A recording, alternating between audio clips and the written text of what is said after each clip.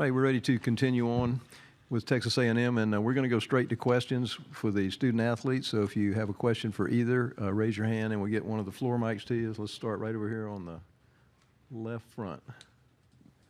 Yeah, Wade, I wanted to ask you about that streak starting with about 12 minutes to go in the game. They had cut it to 12, almost got it down to 2, and you scored, I think it was 11 points in 3 minutes.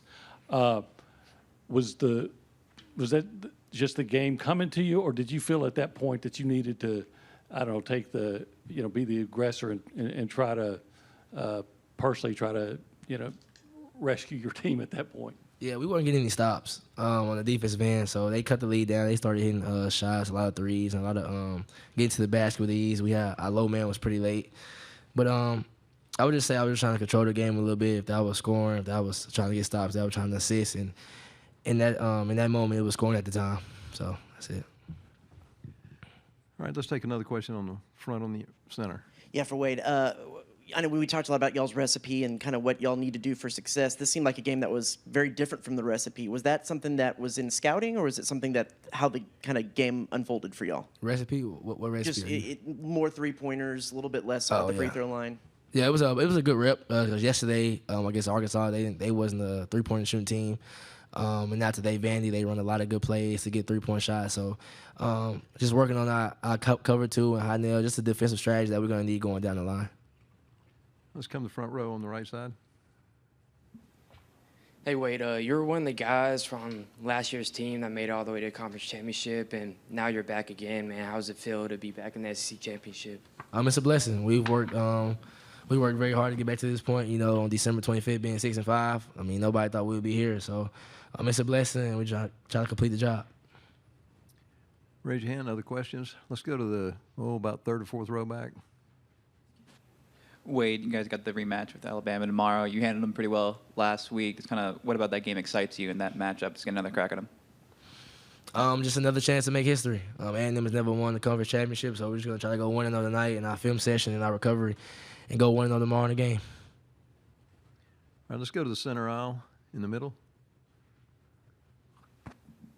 Julius, I know it's kind of a quick turnaround, but Alabama, they really like to play through their front court. How do you think you guys stack up against them? We stack up pretty good. We played them last week, so we have some familiarity with them. But, I think we'll be fine. All right, let's go back to the front row in the center. Yeah, Julius, how many threes y'all were able to make early? How much did that open up the space down low? I know you had that kind of little streak there in the first half that you had some space to work. Yeah, I think I opened it up for everybody, honestly, because I got the first couple baskets, and then they started hitting threes. And so, I think I kind of opened up a little bit, and then I started feeling it, so I took a little more shots than I probably would have in the first half, but yeah. Now let's go to the far left in the middle. Go ahead. Right here, Julius. That hook shot you've got is kind of old school. Where did you develop that, and how did it come about? I probably had a hook shot since I was in third grade. That was probably the first shot I learned how to do because I was the biggest guy on the court. So it's been something I've mastered all my life at this point. Hands up. All right, let's come to the middle in the front. You guys did a great job of getting to the free throw line against Alabama. It was the key to the win about a week ago. What did you guys do to be able to go to 27-28 from the line and be able to have such an advantage? Question was for who? All right, go ahead. Just to get defensive stops on the defensive end so we can play in the broken floor. It's easy to get to the free throw line when the defense is not set. So just trying to get stops and play downhill. Yeah, that's like an emphasis for us is to get to the free throw line as quick as possible, getting to the bonus. And, that's what happened in Alabama. That's why we shot 28 free throws, made 27.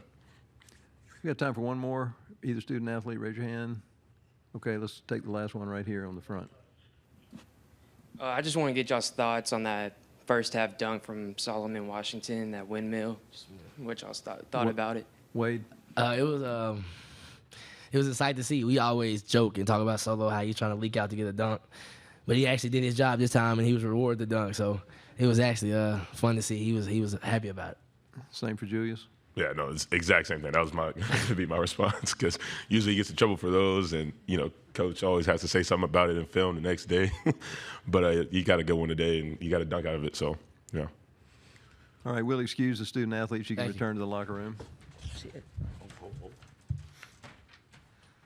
And let's take questions now for Coach Williams. If you raise your hand, let's start right in the middle on the front row. Coach, it's kind of the same question for them. A little bit different look to the scoring production that y'all had today. Was that something that the game gave, or was that something that y'all saw in scouting? I would say a combination of both. I thought our staff did a really good job in a short turnaround.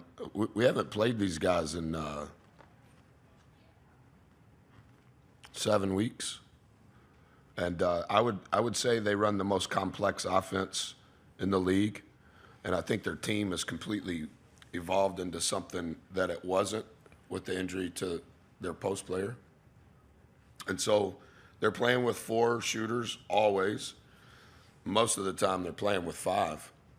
And if 42's not in the game, every player on the floor can shoot threes. In the last 5 games, 44% of their shots have been from 3. And so it is going to be a different game. It's not going to be a smash mouth game like yesterday's game was, because they stretch the floor so much, and they want to play fast, even though their pace of tempo throughout the year is still considered slow, but that's because they're playing different. We won 10 out of their last 11 games in the league. I think they lost 1 game in February. That's it. So I think the pace is going to be different because of that. And I thought that our plan, they executed at a really high rate. And we were able to get, I think we had 5 turkeys in the first half, and that always makes your offense look better to Forrest's point, because you're playing in a broken floor. Next question in the center, middle, on the aisle. Buzz, not a game-specific question, but how good is basketball in the state of Texas right now, grassroots, high school, college level? Yeah, I think it's really good. I'm probably biased, Pat, just because I'm from there. I think it's always been really good. Obviously, it's heavily populated with really good players. And throughout my career, because I'm from there, no matter where I've been, we've always recruited. Similar to what's transpired across the country, I think that as grassroots has become more and more part of this, I mean, grassroots is going on now. And so there's really not an off season for players anymore. 20 years ago, there was some level of break, similar to what Coach Saban always says when they're playing in postseason. He feels as though he's behind in recruiting. It for sure happens in basketball, as you know, because as the rules have changed, regardless of your feeling towards those rules, the calendar hasn't changed. And so the growth of grassroots has only grown. And it's hard, particularly for the head coach, it's hard to go on the road in January and February to high school games. And so I think the state is populated with really good players, but I also think it's populated with really good coaches, whether they're scholastic or grassroots. And obviously at Texas A&M, we want to be in a position to sign the best and coach the best. But a lot of those kids have been coached. Four's a perfect example. Manny's a perfect example. Those guys were coached long before they ever got to Texas A&M. And I think in this day and age with the transfer portal, upon arrival, regardless of your age, you need to be able to make an impact. Next question, front row on the left. Yeah, Buzz. Did you say they almost brought it to 2 in your opening question? No, I said they almost got it to 10. They had 2 shots at a chance to get it down. If to they're 10. recording it, you should listen. You said 2. Well, if I did say 2, I meant 10. So I'll stay. I If I know did, I'll stand what you corrected. meant. I'm just saying I'm trying to help you. Well, thank you for the assistance. I appreciate it. But to that same time, I would ask you, do you feel the need or the instruction to say, hey, go to Wade because he's been such a I think he amazing- understands time, score, and momentum arguably as good as any 4th semester college player in the country. Not just because he's the point guard. Like, I think he has an elite feel. Yes, I understand he can score. Yes, I understand he's fun to watch. But what makes him so special is he is comfortable on that invisible line of, should I shoot? Should I create for someone else? Should we go faster? Should we go slower? I can't remember exactly what happened. Maybe it was an official review. And I asked him and Boots, I go, hey, do you guys want me to call timeout, or are you guys going to stop the shenanigans? Coach, we got it.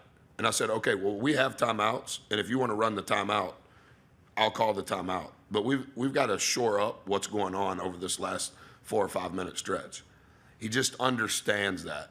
And the head coach of Texas A&M, her name is Corey, and she really doesn't agree with the acting coach on his timeout usage.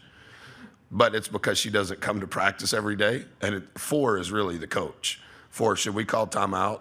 He just knows and has I think it's innate. He has an innate feel for what is best for the team. All right, this question on the far left in the back.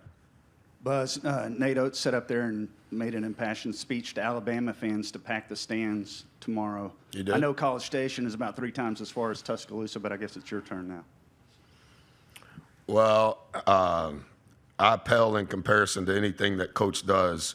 What I would say, though, and you've seen it for yourself, I think what's transpired in our program relative to the support should give credit to the administration, because that started in the NIT this time last year. I think that was the foundation of when things begin to turn. And then I understand the results of our success has helped in conference play, but where things are in our program relative to support upon arrival and what has transpired literally over the last year is remarkable. And I don't know the numbers because I try not to study it, but whatever the numbers were last Valentine's Day in regards to fans that attend games at Reed Arena through now, I would say they're 40 to 50% better. And I think that that's the students. I think that is the season ticket holders who now show up. But I think it's also a lot of, I've never bought a ticket. I've never bought a package of tickets. I think it's the marketing. I think it's the administration. But I think it all started in the NIT. And so if they can't make it, that's okay. We know they're supporting us, watching from TV. And we appreciate their spirit through the TV. Okay, let's take maybe 2 more questions. Let's go to the back on the right. How far is it from Tuscaloosa to here? 250 miles, 3.5 hours. 750 at College Station. Is that right? You did? Well, we need to tell the Chronicle to buy you a plane ticket. That's what we need to make a passionate speech about. Buzz, you talked on a little bit about the Alabama matchup. How much of the review in the next 24 hours or however long it is going to be on reviewing last week's tape and then kind of seeing how Alabama's changed a little bit in the tournament so far? Yeah, I'll be honest. I'm probably one of the worst at trying to get ahead. Since we've been in Nashville, I just tried to prepare for the next game. And obviously on Wednesday, we don't know who we're playing. And we have to wait a while on Thursday to find out who we're playing. And so I honestly can't tell you what's transpired with Alabama since they've been in Nashville. I think I could probably give you a pretty good account for what happened. I guess it was 7 days ago when we played them, and our preparation and what our plan was. But we'll have to spend a few hours studying what has changed. And based on what I remember, I don't know that a lot has changed tactically in how they play. Maybe they're utilizing their personnel a little different. But I'm not sure when the last time there was a regular season champion in the SEC that only lost 1 game. But I know it happened before you were born, if it did happen.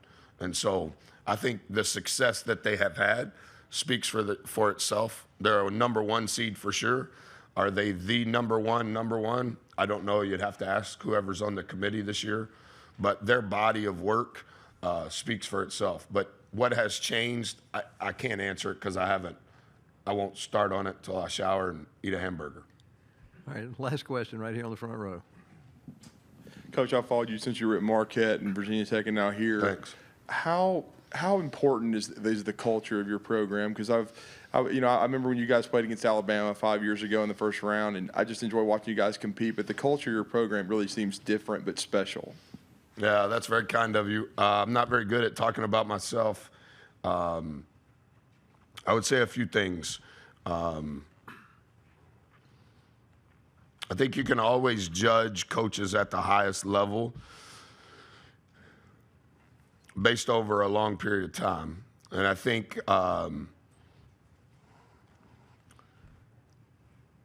the best way to do that is to look at their conference record. And that's when it's good on good, no matter what the level is. And we had a losing record. We were 2-16 in year number 1 at Virginia Tech. You probably know that. And we finished in last place in year number 2 here. Those are the only 2 losing records that we've had in conference play. There's 80 years of experience on our staff with guys that have been with me, and this is my 16th year. So I can't take credit for the daily habits of our program because a lot of that is carried out in the same message by people that have been around me a long time.